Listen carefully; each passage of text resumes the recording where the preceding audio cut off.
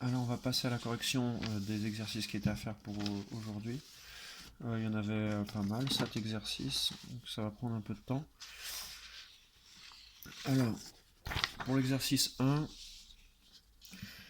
il fallait déterminer la mesure du segment BC. Alors ici, vous aviez un triangle rectangle avec deux longueurs, il manque une longueur. Ici, forcément, c'est le théorème de Pythagore. Ça doit être des réflexes maintenant, acquis en quatrième. Donc je rappelle la rédaction du théorème de Pythagore.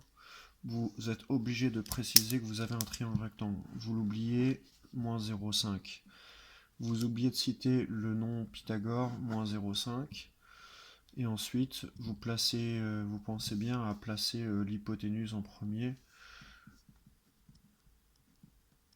Pour ceux qui ont complètement oublié, hypoténuse en premier égale à la somme des deux autres côtés. Par contre, c'est pas utile de rappeler la propriété entière dans les données de l'exercice.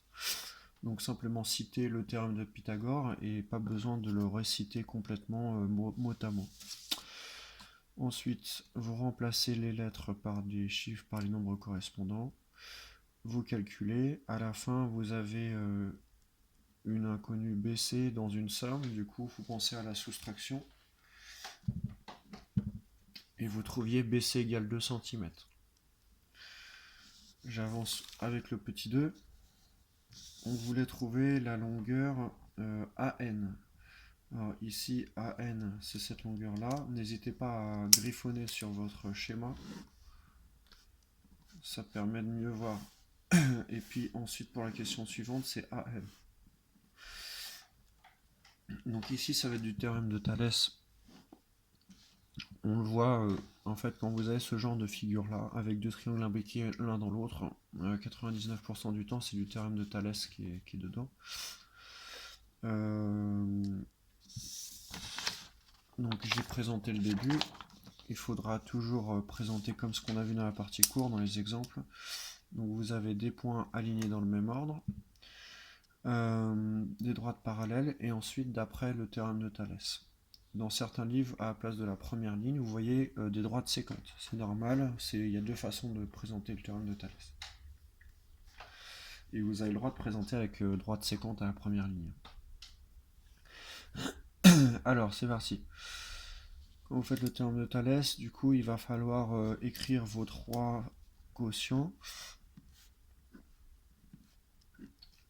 Et comme je le fais comme je l'ai fait dans la partie cours, je vais parler de couleurs. Donc triangle rouge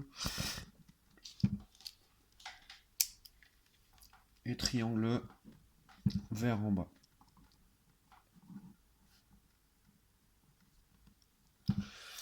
Par rapport à la figure, c'est pour ça que j'ai dit n'hésitez pas à griffonner. Vos deux triangles sont là. Et le triangle vert que j'avais commencé en vert, il est là.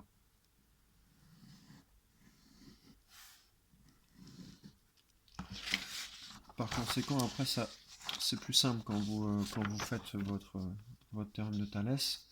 Il suffit de suivre les couleurs. Donc vous avez ABC en rouge, AB, BC, AC. Et ensuite en vert, vous trouvez les segments correspondants.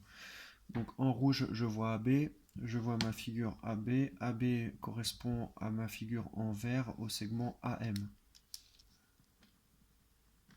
Je vois BC en rouge, BC en rouge, BC correspond dans mon triangle vert à MN. Je vois AC en rouge, je vois ma figure AC en rouge, correspond en vert à mon segment AN. Étape 2, vous remplacez par les nombres connus dans l'énoncé. C'est plus la peine d'utiliser les couleurs à cette étape-là. Donc vous avez 4,8. AM, c'est une inconnue. BC, BC on l'a trouvé juste au-dessus, donc vous réutilisez 2. MN 3. AC 5,2.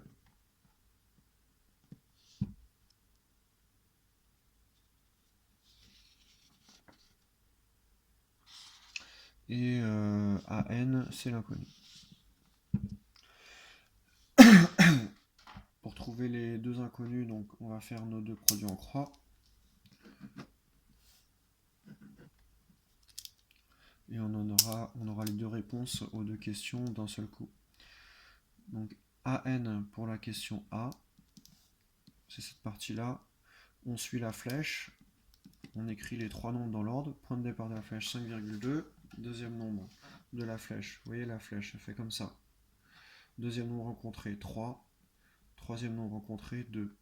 Dernier nombre, c'est le résultat. Donc 5,2, je suis la flèche 3, je suis la flèche 2. Et après, il y a juste à savoir qu'il faut toujours faire fois divisé. Dans cet ordre-là. Toujours fois divisé dans cet ordre-là. Du coup, pour AM, c'est pareil. Point de départ de la flèche 4,8. Deuxième étape 3. Dernière étape 2. On fait toujours la même chose, fois divisé. Puis après, c'est à la calculatrice de jouer. En troisième, vous avez le droit à la calculatrice tout le temps pour s'habituer. Et on trouve 7,8.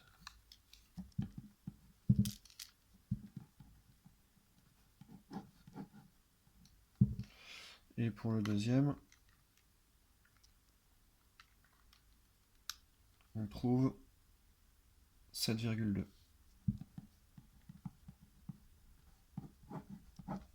Voilà, fin du premier exercice.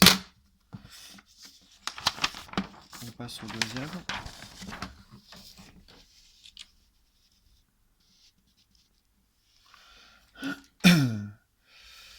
Donc les trois premières lignes, c'est pareil. On précise les points alignés dans le même ordre, les droites parallèles, et d'après le théorème de Thalès. Voilà, ça c'est notre base, notre squelette, c'est toujours ça. Vous voyez comment j'ai fait. Et après, seulement, je peux commencer à griffonner sur ma figure mes triangles rouges et verts. Donc mon triangle rouge, moi je le fais souvent, comme si le petit je le mets en rouge souvent, mais c'est... Il n'y a aucune règle en fait, vous pouvez mettre le rouge, le grand triangle et le vert en petit. Donc ici, si je laisse ma figure devant moi, en haut je mets les longueurs du triangle rouge, TK, KL et LT, et en vert les longueurs correspondantes. Donc TK correspond à TM dans le grand triangle, KL correspond à MN dans le triangle vert, et TL correspond à TN dans le triangle vert. Vous remplacez par les longueurs correspondantes. TK, on connaît sa longueur, 5 cm. TM, on ne connaît pas sa longueur, mais attention, on voit 5, on voit 7,5, on est tout à fait capable d'additionner les deux et de dire que ça fait 12,5. 7 et 5, 12 et demi. KL, on ne la connaît pas, MN, on ne le connaît pas. Donc je les laisse, en fait je pourrais même les enlever dès cette ligne-là, ces longueurs ne serviront pas. LT, 6,5. Et TN, c'est la question. Je relis bien la question pour être certain. Oui. Ensuite, on fait un produit en croix. Ici, même si vous avez une colonne au milieu, vous avez le droit de faire votre flèche. C'est pas gênant. Ça barre la colonne du milieu, mais de toute façon, vu qu'elle n'est pas utile, c'est pas gênant. Et je fais toujours pareil. Premier nombre 6,5, deuxième 12,5, troisième nombre 5. Et toujours fois divisé dans cet ordre-là. On finit avec la calculette.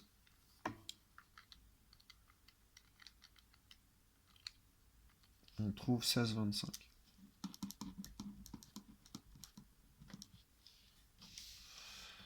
Pareil avec le deuxième. Donc toujours mon triangle rouge, mon triangle vert.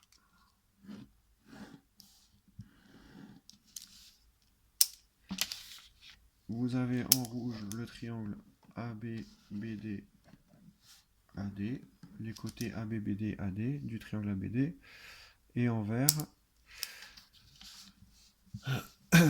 Envers AB correspond à AC. BD correspond à CE. AD correspond à AE.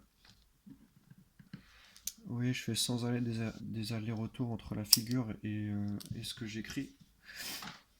Donc ABAC, directement là on sait que ça va pas être utile parce qu'on ne les connaît pas et on ne les cherche pas. Ici, on va se concentrer sur BD, qui est notre question. CE qui est donné, qui mesure 12. AD qui mesure 4,2. Et AE qui mesure 14. Un coup de produit en croix. Et je trouve BD est égal à 4,2 fois 12 divisé par 14.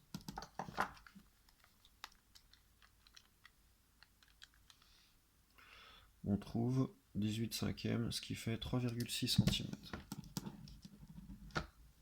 Voilà.